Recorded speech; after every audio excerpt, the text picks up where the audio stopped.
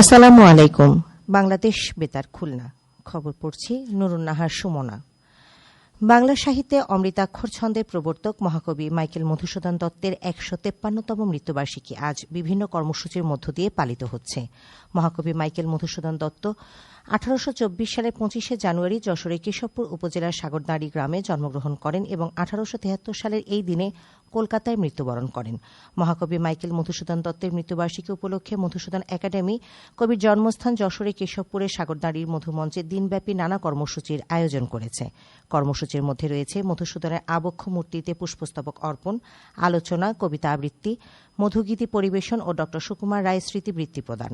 খুলনা বিশ্ববিদ্যালয়ের বাংলা ডিসিপ্লিনের বিভাগীয় প্রধান ড তানভীর দুলাল অনুষ্ঠানে প্রধান অতিথি হিসেবে উপস্থিত থাকবেন।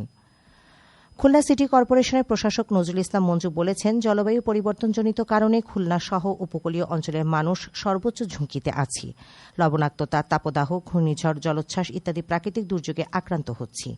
এই ঝুঁকি মোকাবেলায় প্রধানমন্ত্রী সারা দেশে ৫ বছরে ২৫ কোটি বৃক্ষরোপণের কর্মসূচি ঘোষণা দিয়েছেন। সেই কর্মসূচির অংশ হিসেবে কেসিসি আগামী ৬ মাসে মহানগরীতে ৫০,০০০ বৃক্ষরোপণের কর্মসূচি হাতে নিয়েছে। তিনি গতকাল কেসিসি পরিচালিত খুলনা কলেজের গার্লস স্কুল ও কেসিসি উইমেন্স কলেজ আয়োজিত বৃক্ষরোপণ কর্মসূচির উদ্বোধনী অনুষ্ঠানে প্রধান অতিথির বক্তৃতায় একথা বলেন। প্রশাসক বৃক্ষরোপণ, বৃক্ষের পরিচর্যা, প্রত্যেকের বাড়ি আঙিনা সহ আশপাশ পরিচ্ছন্ন রাখা এবং ড্রেনে বর্জ্য না ফেলার জন্য সকল শিক্ষার্থীর প্রতি আহ্বান জানান এবং সম্মিলিত প্রচেষ্টায় খুলনাকে পরিচ্ছন্ন ও সবুজ নগরী হিসেবে গড়ে তোলা সম্ভব হবে বলে উল্লেখ করেন। কেসিসি প্রধান নির্বাহী কর্মকর্তা রাজীব আহমেদ, প্রধান প্রকৌশলী মশিউজ্জামান খান, সচিব মোহাম্মদ রেজা রশিদ, অধ্যক্ষ প্রফেসর ড মোহাম্মদ শাহিদুর রহমান ও এক্সিকিউটিভ ম্যাজিস্ট্রেট আবদুল্লাহ আল ইমরান সহ শিক্ষক শিক্ষার্থীরা এ সময় উপস্থিত ছিলেন। খুলনা প্রকৌশল ও প্রযুক্তি বিশ্ববিদ্যালয় কুয়েটের দাপ্তরিক সেবাসমূহের ডিজিটালাইজেশন, অটোমেশন এবং সেবার মান উন্নয়নের লক্ষ্য ইনোভেটিভ আইডিয়াসমূহের প্রদর্শনী গতকাল বিশ্ববিদ্যালয়ের স্টুডেন্ট ওয়েলফেয়ার সেন্টারে অনুষ্ঠিত হয়। বিশ্ববিদ্যালয়ের ভাইস চ্যান্সেলর প্রফেসর ড মোহাম্মদ মাসুদ প্রধান অতিথি হিসেবে এ প্রদর্শনী উদ্বোধন করেন। প্রদর্শনীতে বিশ্ববিদ্যালয়ের বিভিন্ন বিভাগ ও দপ্তর থেকে মোট ৩০ জন অংশগ্রহণকারী প্রশাসনিক ডিজিটালাইজেশন কার্যক্রমে অটোমেশন ও সেবা সহজীকরণ সংক্রান্ত বিভিন্ন সৃজনশীল প্রস্তাব উপস্থাপন করেন। অনুষ্ঠানে বিশ্ববিদ্যালয়ের বিভিন্ন অনুষদের ডিন, পরিচালক, বিভাগীয় প্রধান এবং ইনোভেশন টিমের সদস্য সহ সংশ্লিষ্ট কর্মকর্তা ও শিক্ষার্থীরা এ সময় উপস্থিত ছিলেন। পুলিশ সুপার মোহাম্মদ তাজুল ইসলাম গতকাল খুলনা এ সার্কেল অফিস পরিদর্শন করেন। এ সময় তিনি অফিসের বিভিন্ন গুরুত্বপূর্ণ দাপ্তরিক রেজিস্ট্রার ও নথিপত্র পর্যবেক্ষণ করেন এবং দাপ্তরিক কাজের গতিশীলতা ও প্রাতিষ্ঠানিক স্বচ্ছতা বজায় রাখার লক্ষ্যে কর্মরত পুলিশ সদস্যদের প্রয়োজনীয় দিক নির্দেশনা প্রদান করেন। খুলনা এ সার্কেলের অতিরিক্ত পুলিশ সুপার সাইফুল ইসলাম সহ ঊর্ধ্বতন পুলিশ কর্মকর্তাগণ এ সময় উপস্থিত ছিলেন। খুলনা নগরবাসীর মধ্যে সচেতনতা বৃদ্ধি এবং নিরাপত্তা ব্যবস্থা জোরদার কল্পে এক সুধী সমাবেশ গতকাল দেয়ানা উত্তরপাড়া এলাকায় এবং আড়ংঘাটা বাজারে অনুষ্ঠিত হয়। সমাবেশে এলাকার সার্বিক আইনশৃঙ্খলা পরিস্থিতি, জননিরাপত্তা নিশ্চিতকরণ, অপরাধ প্রতিরোধে পুলিশ জনগণের পারস্পরিক সহযোগিতা বৃদ্ধি, মাদক, চুরি, ছিনতাই সহ বিভিন্ন অপরাধ নিয়ন্ত্রণ এবং নিরাপদ ও শান্তিপূর্ণ পরিবেশ বজায় রাখতে করণীয় বিষয়ে মতবিনিময় করা হয়। কেএমপি সহকারী পুলিশ কমিশনার মোহাম্মদ শিহাব করিম, সহকারী পুলিশ কমিশনার গোপী কিশোর রায়, দৌলতপুর থানার অফিসার ইনচার্জ, আড়ংঘাটা থানার অফিসার ইনচার্জ ও জনপ্রতিনিধি সহ বিভিন্ন শ্রেণীপেশার মানুষ এ সময় উপস্থিত ছিলেন।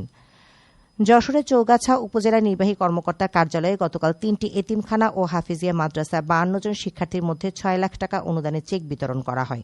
উপজেলা নির্বাহী কর্মকর্তা প্রধান অতিথি হিসেবে এ চেক বিতরণ করেন। জেলা সমাজসেবা কর্মকর্তা সহ উপকারভোগীরা এ সময় উপস্থিত ছিলেন। যশোর জেলা বিসিক কার্যালয় চত্বরে ১০ দিনব্যাপী বিসিক উদ্যোক্তা মেলা গতকাল শেষ হয়েছে।